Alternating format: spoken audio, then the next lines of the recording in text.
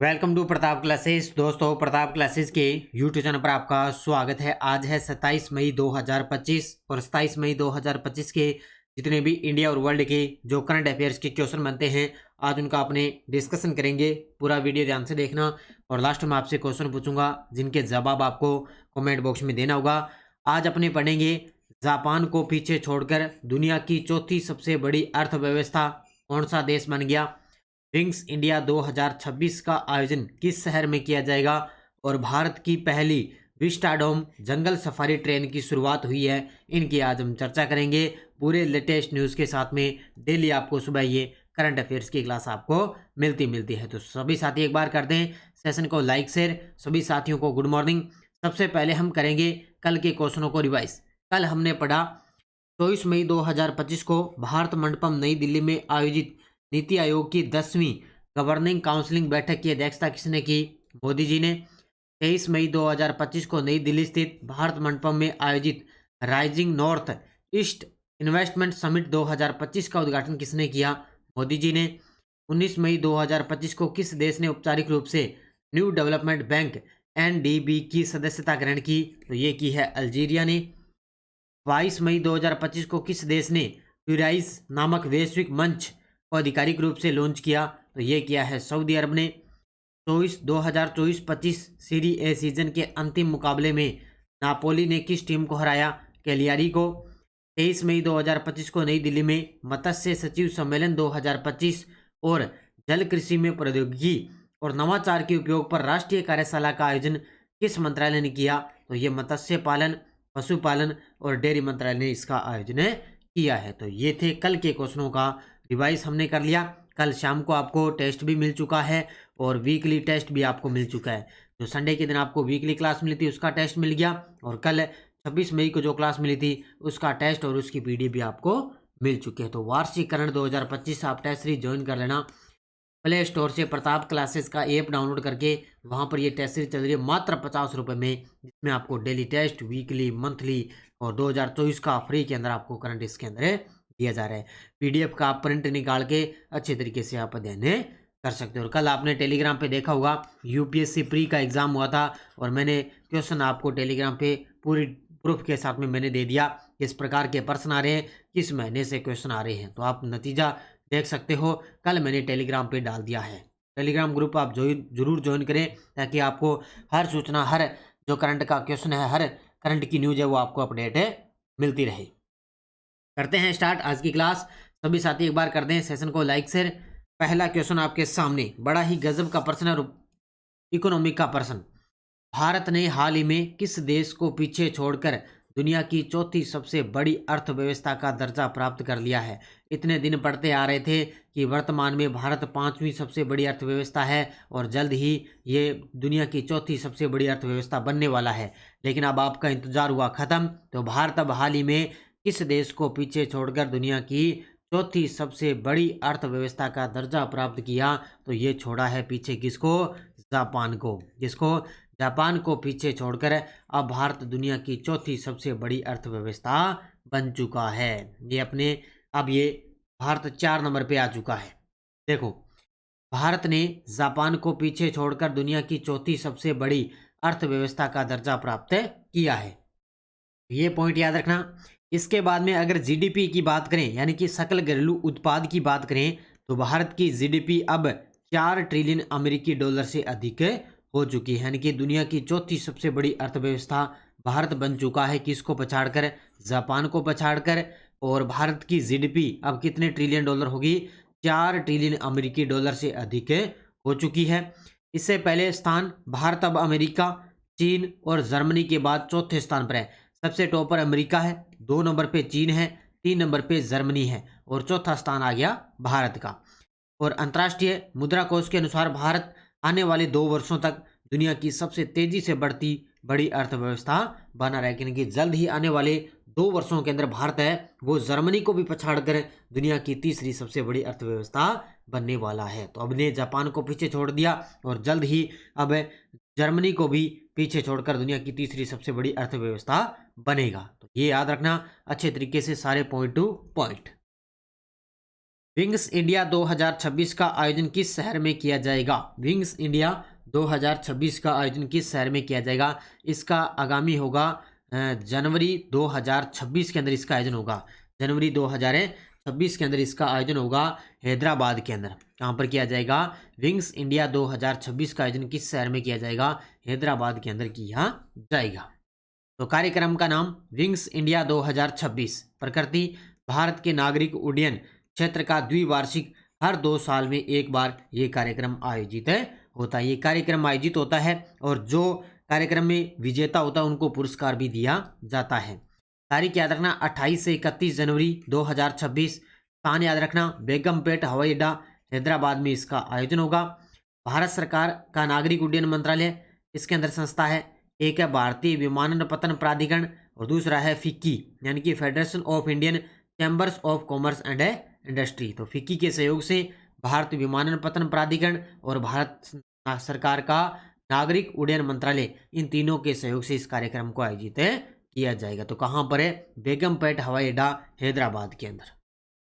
आयुष्मान व्यय वंदन योजना के अंतर्गत प्रति वर्ष कितनी राशि तक का मुफ्त स्वास्थ्य बीमा प्रदान किया जाता है? ये देखो आपके सामने तस्वीर के अंदर मोदी जी ने आयुष्मान व्यय वंदन योजना के अंतर्गत प्रति वर्ष कितनी राशि तक का मुफ्त स्वास्थ्य बीमा प्रदान किया जाता है? 5 लाख रुपए तक का। 5 लाख रुपए तक का मुफ्त स्वास्थ्य बीमा प्रदान किया जाता है। देखो वैसे तो इस योजना की शुरुआत हुई थी अक्टूबर 2024 के अंदर। शुरू करने वाली संस्था भारत सरकार स्वास्थ्य और परिवार कल्याण मंत्रालय के द्वारा, सरकार के द्वारा ये शुरू की गई। लाभार्थी 70 वर्ष या इससे अधिक आयु के सभी भारतीय नागरिक इसके अंदर शामिल, यानी कि जो 70 वर्ष है या इससे अधिक आयु के जो सभी भारतीय नागरिक हैं वो शामिल रहेंगे। शुरुआत याद रखना अक्टूबर 2024। लाभ प्रतिवर्ष 5 लाख तक का मुफ्त स्वास्थ्य बीमा इसके अंदर दिया जा रहा है और इसमें कैशलेस इलाज की सुविधा सरकारी एवं सूचीबद्ध निजी अस्पतालों के अंदर इसकी सुविधा दी जा रही है। इनकी कैशलेस इलाज की सुविधा है, सरकारी जो अस्पतालों में सुविधा है और जो सूचीबद्ध जो निजी अस्पताल है उनके अंदर भी इनका लाभ लिया जा सकता है। तो जो कौन सी योजना है? आयुष्मान व्यय वंदन योजना। इसके अंदर 5 लाख का मुफ्त स्वास्थ्य बीमा दिया जा रहा है। उत्तर प्रदेश सरकार ने भारत की पहली विस्टाडोम जंगल सफारी ट्रेन की शुरुआत कहां से कहां तक की है? ये देखो आपके सामने तस्वीर के अंदर जंगल सफारी, जंगल की सैर करने वाली भारत की पहली विस्टाडोम जंगल सफारी ट्रेन की शुरुआत यूपी की सरकार ने की है। और यूपी के अंदर कहां से कहां तक है? तो ये है कतरनिया घाट से दूधवा। कहां से? एक तो कतरनिया घाट से लेकर दूधवा एक स्थान है, वहां तक जो है विस्टाडोम जंगल सफारी ट्रेन की शुरुआत की है। किसने? यूपी की सरकार ने। इस क्वेश्चन का राइट आंसर हो जाएगा ऑप्शन नंबर बी। देखो शुरू करने वाली सरकार है उत्तर प्रदेश की सरकार।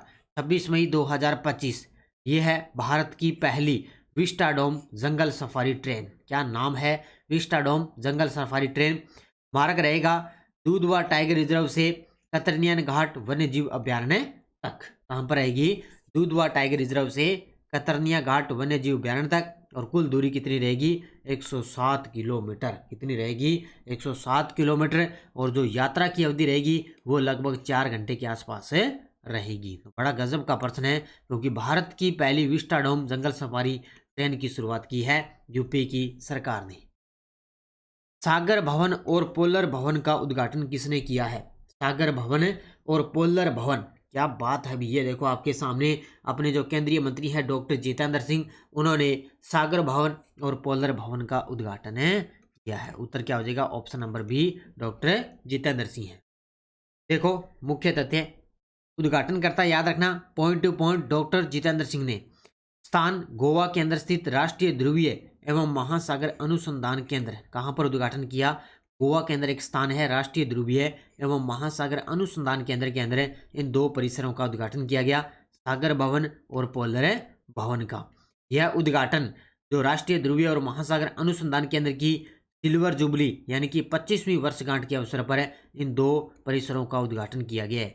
यानी कि जो राष्ट्रीय ध्रुवीय और महासागर अनुसंधान केंद्र है ना, उसकी अभी हाल ही में 25वीं वर्षगांठ बनाई गई है। तो उसी के अवसर पर सागर भवन और पोलर भवन का उद्घाटन किसने किया? डॉक्टर जितेंद्र सिंह ने। कहाँ पर किया है? स्थान का याद रखना, नाम कहाँ पर किया है? गोवा के अंदर। भारत फोरकास्टिंग सिस्टम BFS किस संस्थान द्वारा विकसित किया गया है? भारत फोरकास्टिंग सिस्टम है वो किस संस्थान द्वारा विकसित किया गया है? सबसे पहले मैं आपको बता देता हूँ, ये एक मौसम संबंधी सिस्टम है, ठीक है। मौसम संबंधी सिस्टम है, यानी कि कोई आपदा वगैरह आती है तो उससे पहले ये पूरी जानकारी उपलब्ध करवाएगा। यानी कि स्थानीय स्तर पर विश्व की सबसे सटीक और स्थानीय स्तर पर केंद्रित मौसम जो पूर्वानुमान है उसको प्रदान करेगा। भी आगे की क्या भविष्यवाणी होने वाली है, क्या आगे होने वाला है, तो ये सारा ये बताएगा। भारत फोरकास्टिंग सिस्टम, तो ये किस संस्थान द्वारा विकसित किया गया? तो भारतीय उष्णकटिबंधीय मौसम विज्ञान संस्थान IITM पुणे द्वारा इसको विकसित किया गया। तो उत्तर क्या हो जाएगा? Option number D. तो उद्घाटन तिथि, भारत सरकार ने 26 मई 2025 को BFSF का औपचारिक रूप से शुभारंभ। विकासकर्ता भारतीय उष्णकटिबंधीय मौसम विज्ञान संस्थान IITM पुणे द्वारा। तकनीकी आधार, BFS को हाई स्पीड सुपर कंप्यूटर अर्का की शक्ति से इसको संचालित किया जा रहा है। ये नाम याद रखना भी, हाई स्पीड एक सुपर कंप्यूटर जिसका नाम है अर्का, इसकी शक्ति से इसको संचालित किया जा रहा है। तो भारत फोरकास्टिंग सिस्टम है। अब देखो इसका उद्देश्य आपके सामने, ये विश्व की सबसे सटीक और स्थानीय स्तर पर केंद्रित मौसम पूर्वानुमान का प्रदान करेगा। Grid resolution 6 kilometre into 6 kilometre की ग्रिड रेजोल्यूशन के साथ ये कार्य करेगा और भारत में अब तक की सबसे उच्च स्तरीय भविष्यवाणी क्षमता इसके अंदर रहेगी। बड़ा गजब का प्रश्न है और इस प्रकार का प्रश्न हमें एग्जाम के अंदर देखने को मिलेगा। पंचायत एडवांसमेंट इंडेक्स 2.0 की शुरुआत किस आयोजन के दौरान की गई है? पंचायत एडवांसमेंट इंडेक्स 2.0 की शुरुआत किस आयोजन के दौरान की गई? तो ये नई दिल्ली के अंदर एक 2 दिवसीय राष्ट्रीय राइट शॉप नई दिल्ली के अंदर एक आयोजन हुआ, उसी के दौरान पंचायत एडवांसमेंट इंडेक्स 2.0 की शुरुआत हुई थी। ऑप्शन नंबर सी इसका करेक्ट आंसर हो जाएगा। 2 दिवसीय राष्ट्रीय राइट शॉप नई दिल्ली के अंदर आयोजन हुआ, वहां पर पंचायत एडवांसमेंट इंडेक्स 2.0 की शुरुआत हुई थी। ये देखो आपके सामने इस आयोजन का कार्यक्रम किया गया था। कहां पर है? डॉक्टर अंबेडकर अंतर्राष्ट्रीय केंद्र है नई दिल्ली के अंदर। तो देखो 26 से 27 मई 2025 स्थान डॉक्टर अंबेडकर अंतर्राष्ट्रीय केंद्र है नई दिल्ली के अंदर। उद्घाटन अवसर 2 दिवसीय राष्ट्रीय राइट शॉप कार्यक्रम के दौरान इस कार्यक्रम का आयोजन किया गया। शुभारंभ करने वाला मंत्रालय पंचायती राज मंत्रालय भारत सरकार के उद्देश्य से। अब उद्देश्य देखो इसका PAI 2.0 यानी कि पंचायत एडवांसमेंट इंडेक्स 2.0 उद्देश्य क्या है? ग्राम पंचायतों को स्थानीय सतत विकास लक्ष्यों के अनुरूप रखना, बेहतर योजना निर्माण करना और उत्तरदायी शासन प्रणाली के लिए उनको सशक्त बनाना। ये मुख्य रूप से इसका उद्देश्य है, यानी कि पंचायतों से संबंधित है। बस ये पंचायत जो गांव-गांव में पंचायत प्रणाली ना, उससे संबंधित ये 2 कार्यक्रमों की शुरुआत की गई है।